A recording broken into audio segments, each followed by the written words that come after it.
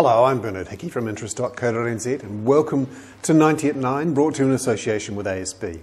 This is your morning briefing where you get everything you need to know in 90 seconds at 9 o'clock, starting now with news that Australian GDP was better than forecast in the June quarter. It actually rose 0.6%, quite a bit stronger than many economists were saying at about 0.2%.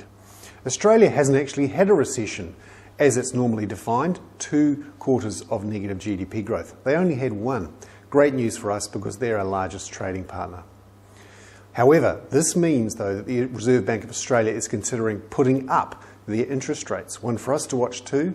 The Reserve Bank watches the Reserve Bank of Australia very closely. They need to think about unwinding their stimulus. This is the big issue for reserve banks around the world now as the global economy seems to be going to a recovery. When do they pull that big punch bowl of stimulus off the table and get the party under control?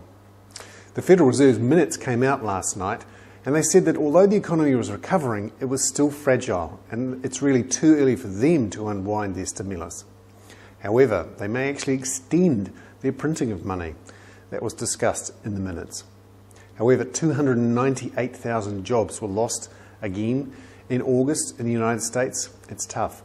Gold price up $22 overnight, a 5-month high to $978, within striking distance of that $1,000 mark.